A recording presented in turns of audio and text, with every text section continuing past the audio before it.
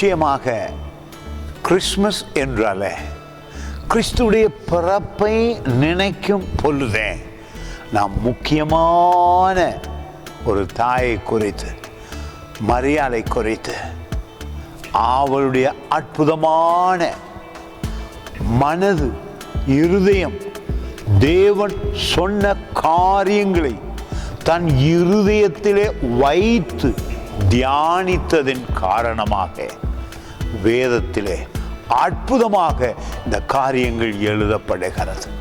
நிச்சயமாக இந்த வல்லமையான வெளிப்பாடை எப்படி தாங்கிக் கொண்டால் என்பது மிக மிக மகிமையாயிருக்கிறது. நிச்சயமாக வேத வார்த்தை உங்கள் உள்ளத்திலே சென்றும் அதிசயம் செய்யும்.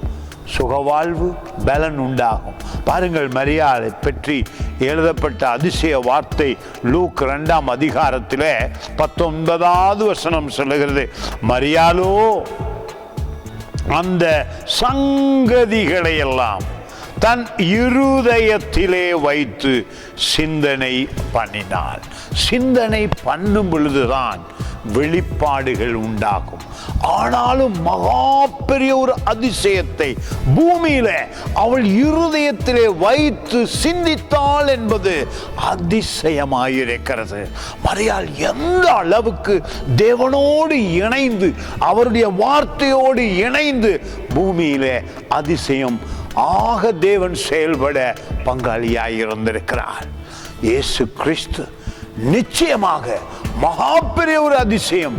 ஆனால் அவளுடைய சரீரத்திலே, அவளுடைய கற்பத்திலே இடம் பிடித்து பூமியை ஆசீர்வதிக்க வந்தாரே, பாவத்திலிருந்து விடுதலையாக்க வந்தாரே, அந்த அதிசய தேவனை வெளிக்கொண்டு வந்த மரியாளுடைய இருதயத்திலே இருந்த சிந்தை உங்களுக்கும் இருக்க வேண்டும்.